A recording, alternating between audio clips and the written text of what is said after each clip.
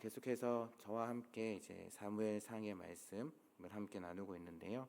사실 오늘 함께 나눌 말씀은 사무엘상 8장 전체를 한번 다뤄보려고 합니다. 사무엘은 이제 사사로서 그리고 제사장으로서 그리고 또한 선지자로서 그런 역할들을 아주 잘 감당했던 그러한 인물이었습니다. 그래서 지난 시간에 살펴봤던 7장의 말씀을 보면 사무엘이 사는 동안에 블레셋이 이스라엘을 침범하지 못하죠. 사무엘이 늘 하나님과 동행했기에 하나님께서는 사무엘의 기도에 응답하심으로 그러한 결과가 나왔다라는 것을 우리가 확인할 수 있었습니다. 이렇게 사무엘이 사사로 이스라엘을 다스리는 동안에 이스라엘은 더 이상 주변 나라의 놀림거리, 조롱거리가 안 되었습니다. 오히려 사무엘은 나라의 위상, 국가의 위상을 높이게 되었죠. 엘리 시대에는 보이지 않았던 그 하나님께서 이제 이스라엘 백성들과 다시 함께 하시면서 이스라엘 백성들은 행복한 나날을 보냈고 백성은 사무엘을 통한 그 하나님의 통치하심에 만족했습니다. 아마도 이러한 모습을 통해서 사무엘서의 저자는 이상적인 그러한 사사의 모습을 보여주려고 했던 것이 아닐까라고 그렇게 생각해 볼 수 있을 겁니다. 하지만 사무엘도 인간이었기에 세월은 비껴갈 수가 없었습니다. 오늘 우리가 읽었던 1절을 보게 되면 사무엘이 늙음에라는 표현으로 시작을 하고 있죠. 이스라엘을 너무나도 잘 다스렸던 사무엘이 이제 나이가 들어서 사사로서의 역할을 하기 힘들어졌습니다. 그러자 이제 사무엘은 자신의 두 아들인 요엘과 아비야를 사사로 세우죠. 사사로서의 이들의 주요 임무는 3절을 보게 되면 주로 백성들을 심판하는 일로 보입니다. 그리고 또한 이들이 사사로서의 역할을 감당했던 곳은 이제 브엘세바라는 곳이었고요. 그런데 레위기의 말씀을 보게 되면 제사장은 대대로 세습을 하는 직분이었지만 사사의 직분은 지금까지 하나님께서 그 사사를 임명하셨고 세습은 되지는 않았습니다. 이제 처음으로 사무엘이 자신의 두 아들인 요엘과 아비야에게 사사의 직을 물려주는데 이후의 말씀을 보게 되면 결과는 아주 부정적인 그러한 결과를 우리가 볼 수 있습니다. 3절을 보게 되면 사무엘의 아들들은 뇌물을 받고 편파적으로 판결을 내리고 있죠. 이들의 이러한 행동은 즉 자신의 이익을 따라서 재판을 마음대로 하는 이러한 행동은 하나님께서 주시는 그 율법을 허무는 그러한 행동이었고 이것은 하나님의 정의를 훼손하는 그러한 행위였습니다. 더 나아가 이스라엘 가운데 율법을 세우시고 공의를 세우신 그 하나님을 어떻게 보면 모욕하는 가볍게 여기는 그러한 심각한 죄가 되었던 것이죠. 그런데 이러한 모습은 앞서 우리가 사무엘상 앞부분에서 살펴보았던 엘리의 아들들의 모습과 유사합니다.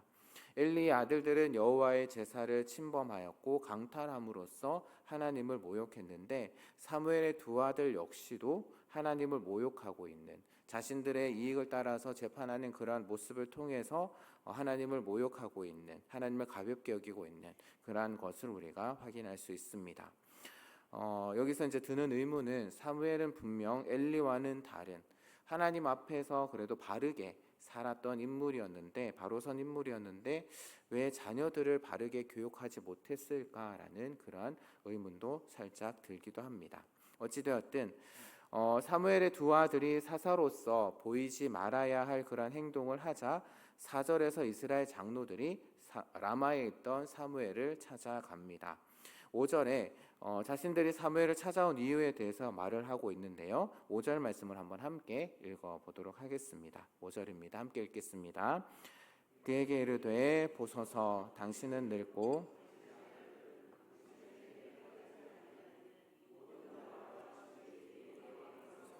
우리를 다스리게 하소서 한지라. 아멘.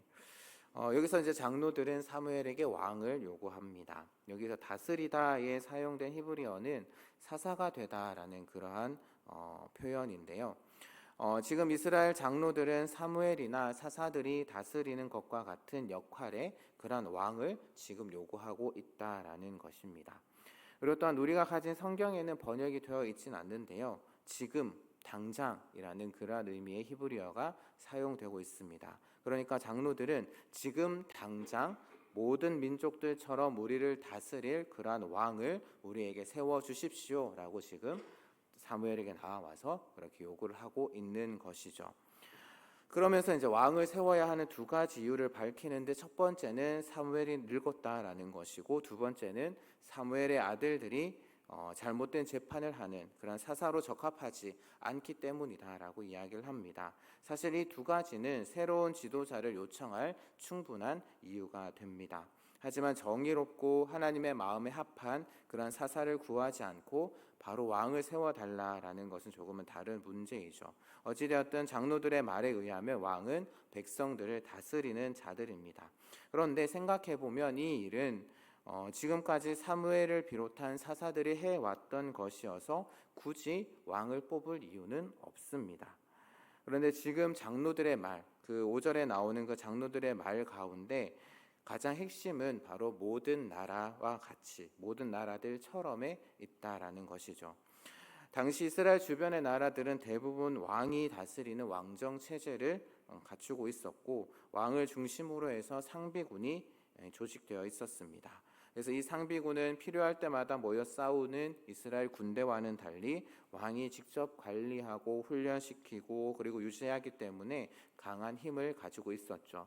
그래서 이스라엘 백성들은 이러한 점을 부러워했고, 사무엘의 아들들을 빌미로 주변 나라들과 같은 그러한 왕을 세워달라고 사무엘에게 나와서 요구하고 있는 것입니다.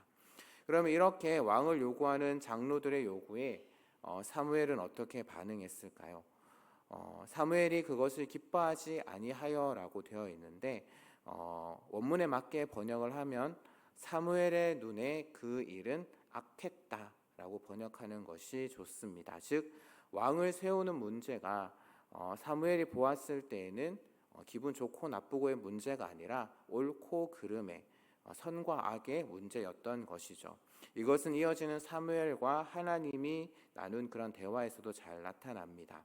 그래서 이스라엘 장로들의 행한 악한 모습을 보고 사무엘은 순간 화가 났지만 하나님과 백성들 사이의 중보자로서 하나님께 장로들이 한 요구를 아뢰입니다. 분명 이제 사무엘 자신의 생각도 있었지만 더 중요한 것은 하나님의 생각이기 때문에 그 요구를 하나님 앞에 올려드렸던 것이죠. 그리고 7절은 하나님 그 백성 사무엘의 말에 대한 하나님의 대답이신데, 같이 다시 한번 읽어보도록 하겠습니다. 7절입니다. 여호와께서 사무엘에게 이르시되 아니요 나를 버려 자기들의 왕이 되지 못하게 함이니라. 아멘. 하나님께서는 사무엘에게 백성들의 요구를 들어주라라고 명하십니다. 하지만 하나님께서는 사무엘과 같은 동병상련의 마음을 표현하시는데요. 그것을 가장 잘 보여주는 표현이 바로 벌이다라는 그러한 표현입니다. 7절과 8절에서 이 벌이다라는 표현이 반복해서 나오고 있는데요. 특별히 7절의 벌이다는 거절하다라는 그러한 의미로 적극적으로 하나님을 배척하는 그러한 이스라엘 백성들의 모습, 그리고 또한 8절의 벌이다는 떠나다, 내버려 두다라는 의미로 거절보다는 조금 소극적인 의미이지만 어찌되었든 모두 하나님을 거절한다라는 강한 의미로 그렇게 사용되고 있습니다. 또한 하나님께서는 이스라엘 백성이 사무엘을 배척하는 것을 하나님 자신에 대한 그러한 배척으로 보고 계신다라는 거죠. 즉 사무엘 때문에 지금 왕을 요구하는 것이 아니라 더 이상 여호와를 모든 적에게서 지켜주는 왕으로서 믿지 못했기 때문에 그들이 더 이상 하나님을 왕으로 섬기지 않으려는 것으로 하나님께서는 판단하고 계신다라는 겁니다. 즉 문제의 발단은 사무엘의 아들들이었지만 문제의 핵심은 이스라엘 백성의 하나님에 대한 불신, 그리고 또한 다른 나라들처럼 눈에 보이는 왕과 강한 군대를 갖고 싶었던 그러한 열망인 것을 우리가 여기서 확인해 볼 수 있다라는 것이죠. 그래서 8절을 보게 되면 이스라엘 백성이 이렇게 하는 것이 새삼스러운 일이 아니었다라는 것을 확인할 수 있습니다. 출애굽 때부터 하나님께서는 이 일을 겪으셨던 것이고 사무엘은 처음 겪는 것이라고 하면서 오히려 그 일에 대해서 당황하고 있는 사무엘을 위로하고 계시는 그런 하나님의 모습을 우리가 확인해 볼 수 있습니다. 그래서 결론적으로 9절에 하나님께서는 사무엘에게 그들의 말, 이스라엘 장로들의 말을 들어주라라고 허락하시죠. 그러면서 한 가지 명령을 하십니다. 그 명령은 이스라엘 백성들에게 왕의 제도가 어떠한 것인지를 설명해 주라라는 것이죠. 사실 이스라엘 백성들은 그 왕의 제도가 가진 좋은 면만 보고 자신들에게 왕을 달라라고 요구했습니다. 이 말은 이스라엘 백성들은 지금 왕정이 가진 부정적인 면에는 무지하거나 아니면은 알고 있음에도 외면하고 있다라는 그러한 의미이죠. 그래서 이런 면에서 본다면 하나님께서 사무엘에게 그들에게 가서 왕정제도, 왕제도에 대해서 이스라엘 백성들에게 알려주라라고 이야기하신 것은 왕이신 하나님을 버리고 지금 어리석은 선택을 하고 있는 이스라엘 백성들을 하나님께서는 여전히 염려하셔서 마지막까지 그들에게 경고하심으로써 그들이 어리석은 선택을 하지 않도록 막아보시려는 그런 하나님의 마음이 담겨 있다라고 우리는 생각해 볼 수 있습니다. 그래서 이제 9절 이하의 말씀들을 보게 되면 이렇게 하나님의 명령을 받은 사무엘은 백성들에게 가서 왕정 제도가 가진 위험성에 대해서 설명을 하는데 그 사무엘의 말이 18절까지 쭉 이어지게 됩니다. 정리를 하게 되면 첫 번째는 그들의 아들들이 왕의 군사로 당할 것이고 전쟁에 나갈 것이고 그렇게 끌려간 아들들은 왕을 위한 말과 병거를 몰아야 되고 왕의 병거 앞에서 뛰는 사람 즉 왕의 호위대 역할을 해야 된다라는 것이죠. 또한 왕을 위한 직책을 맡게 되고 왕을 위해서 농사를 지어야 하고 왕의 군대를 위해서 무기를 만들어서 공급해야 된다라는 겁니다. 아들들이 이렇다라고 한다면 또한 딸들은 왕의 시녀가 되어서 왕에게 시중 들어야 한다라는 것이죠. 그리고 또한 세 번째로 왕은 백성들의 밭을 취하여서 자신을 섬기는 신하들에게 나눠준다라는 겁니다. 여기서 이제 밭을 취한다라는 것은 여러 가지 이유로 백성들의 밭을 빼앗는 것을 의미를 하는데요. 원래 이스라엘 땅은 함부로 매매하거나 경계표를 옮겨서는 안 됩니다. 왜냐하면 땅은 하나님의 것이기 때문이죠. 그런데 그런 땅을 이제 탈취한다, 그런 땅을 빼앗는다라는 것은 그런 하나님의 명령을 무시할 만한 강한 권력이 생긴다라는 것을 의미를 합니다. 그래서 왕이 주는 땅을 받은 신하들은 더욱더 왕을 섬기게 될 것이고 왕궁에서 일하는 자는 곧 귀족을 가리키죠. 그래서 왕정이 생기면 당연히 계급 제도도 생겨나기 마련입니다. 그러면 왕은 귀족들에게 권력과 부를 나누어 주면서 더욱더 자신에게 충성할 수 있도록 그렇게 한다라는 것이죠. 그러면서 네 번째는 왕이 백성들에게 11조 즉 세금을 거둘 것입니다. 즉 세금으로 귀족들에게 부를 제공하고 왕도 그 부를 누린다라는 것이죠. 사실 지금까지 이스라엘에게는 세금은 없었습니다. 단지 하나님께 바치는 11조만 있었을 뿐인데요.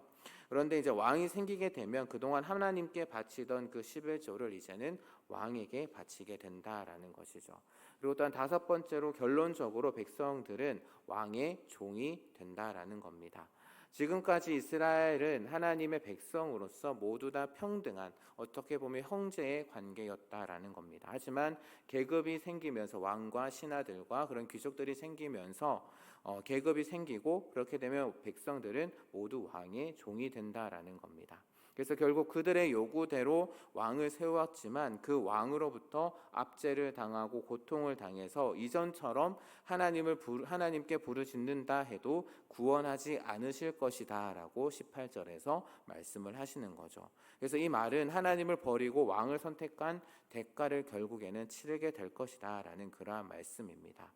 그리고 또한 왕으로 말미암아 부르짖는다라는 것은 인간 왕이 하나님과는 다르게 백성들을 종으로 부리고 그들의 재물을 빼앗고 억제한다라는 것을 전제로 합니다.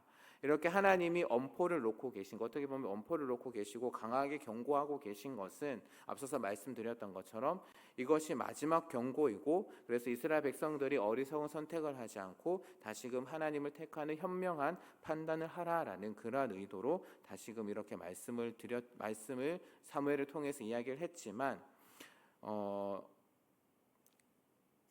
이것을 보게 되면 왕정에 대한 하나님의 관점이 상당히 부정적이다라는 것을 우리가 확인해 볼 수 있습니다. 그런데 이러한 경고에도 불구하고 사무엘에게 모였던 이스라엘 백성들은 하나님의 말씀을 들으려고 하지 않죠. 20절 말씀에 이들의 본성이 드러나는데요. 함께 같이 20절 말씀 한번 읽어보도록 하겠습니다. 함께 읽겠습니다. 우리도 다른 나라들 같이 되어 우리의 왕이 싸워야 할 것이니라 하는지라. 아멘. 자신들에게도 다른 나라들처럼 자신들을 위해서 싸워줄 왕이 필요하다라고 이야기를 하고 있습니다. 하지만 이스라엘 백성들이 여기서 한 가지 잊고 있는 것이 있습니다. 그동안 하나님께서 이스라엘 백성들 앞서 싸우시고 그들을 지키셨다라는 것이죠. 그런데 그들은 이것을 잊고 지금 자신들을 위해서 싸워줄 왕을 구하고 있다라는 사실입니다. 21절에 이렇게 완강하게 왕을 달라라고 주장하는 백성들의 말을 들은 사무엘은 다시 하나님께 기도하면서 백성들의 뜻을 전하였고, 22절에 이제 하나님은 왕을 세우도록 최종적으로 허락하셨고, 사무엘은 이런 하나님의 뜻을 백성들에게 전하면서 각자의 성읍으로 돌아가라라고 전하게 됩니다. 이렇게 백성들을 걱정하시면서 끝까지 설득하신 하나님의 모든 노력이 결국에는 수포로 돌아가게 되었던 것이죠. 우리는 이스라엘 백성들처럼 어떻게 보면 하나님이 택하신 하나님의 백성들입니다. 그래서 우리는 하나님을 왕으로 모시고 하나님의 다스림 가운데 살아가야 하는 그러한 존재들입니다. 하지만 때로는 살아가다 보면 하나님의 백성으로서 하나님의 말씀대로 하나님의 뜻 가운데 살아가는 것보다는 세상의 방법대로 살아가는 것이 더 좋아 보일 때가 있습니다. 그러니까 하나님의 말씀대로 살기보다는 그런 세상의 유행이나 아니면 세상의 기준에 따라서 살아가는 것, 또한 세상 사람들이 말하는 그런 방식대로 살아가는 것이 더 편해 보이고 더 멋있어 보이기도 한다라는 것이죠. 그래서 때로는 세상 사람들처럼 살아보고 싶다라는 생각이 문득 들 때도 있습니다. 오늘 말씀에 나오는 이스라엘 백성들처럼 말이죠. 비록 세상을 만드시고 자신의 섭리로 이끌어 가시는 전능하신 그런 하나님의 택함을 받은 백성들이었지만 세상과 비교했을 때 자신들의 모습이 너무나도 초라해 보였던 겁니다.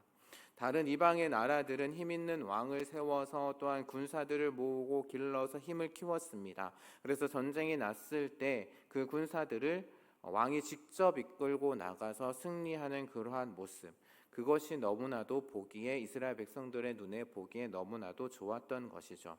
그래서 오늘 말씀에 다른 모든 나라와 같이 우리에게도 우리를 대신해서 싸울 왕을 달라라고 하나님께 요구를 하고 있던 것입니다.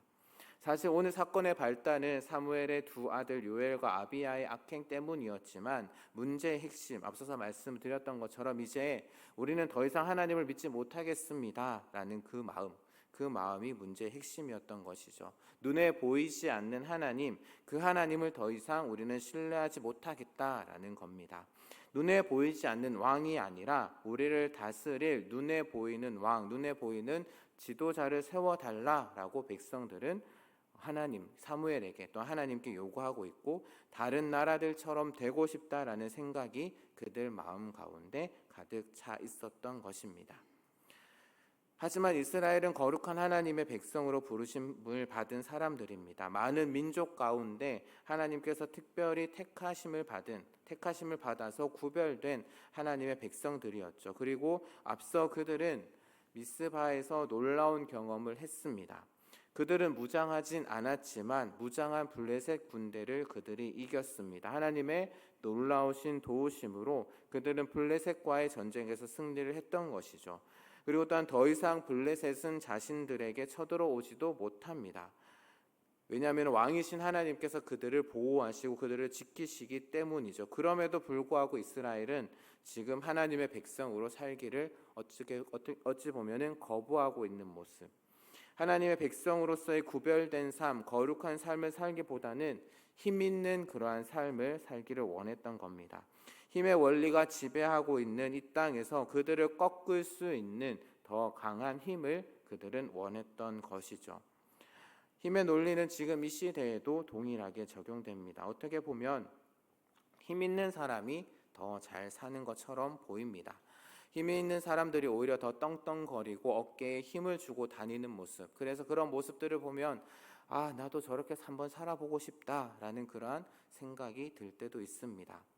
나에게도 저러한 힘이 있어서 저러한 능력이 있어서 나도 저러한 삶을 한번 살아보고 싶다라는 그러한 생각이 들 때가 있다라는 것이죠. 하지만 우리가 꼭 기억해야 할 것은 우리는 힘의 지배를 받는 자들이 아니라 하나님의 지배를 받는 사람들이다라는 사실입니다.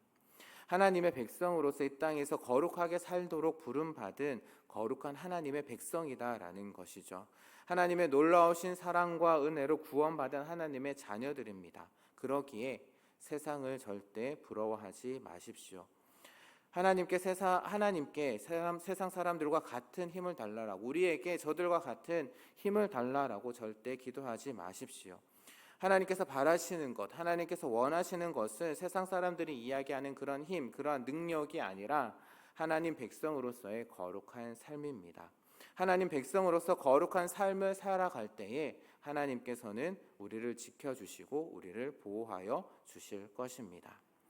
다윗이 이렇게 고백했죠. 천만인이 나를 둘러 진친다라고 하여도 하나님께서 나와 함께 하시면 아무도 나를 해치지 못할 것이다. 그 고백이 저와 여러분의 고백이기를 바랍니다. 하나님께서 우리와 함께 하시면 그 누구도 우리를 해할 수 없고 그 누구도 우리를 함부로 할 수 없음을 믿으시고 기억하시면서 이 땅 가운데서 하나님의 거룩한 백성으로, 하나님의 백성답게, 하나님의 자녀답게 거룩한 삶을 살아가는 여기에 모인 모든 귀한 성도님들 되시기를 주님의 이름으로 축복합니다. 기도하겠습니다. 사랑이 많으신 하나님 아버지, 너무나도 연약한 저희들을 주님의 거룩한 보혈로 죄를 사하여 주시고 하나님의 백성, 하나님의 자녀 삼아 주심에 너무나도 감사드립니다. 세상과 구별된 거룩한 하나님 나라의 백성이 된 것에 감사하며 늘 하나님 말씀대로 살아가는 저희들의 삶이 되게 하여 주옵소서. 이스라엘 백성들처럼 세상의 힘이 부러워 세상을 따라 세상과 같이 사는 것이 아니라 하나님의 구별된 거룩한 백성으로 하나님 말씀에 순종하며 살아가는 저희들 되게 하여 주옵소서. 그러한 삶을 우리가 살아갈 때에 하나님이 우리를 지키시고 우리를 보호하심을 믿으며 세상을 부러워하지 않고 두려워하지 않게 하여 주옵소서. 우리와 함께 하시는 그 하나님만을 바라보며 하나님만을 의지하며 살아가는 저희들 되게 하여 주옵소서. 감사드리며 예수님 이름으로 기도합니다.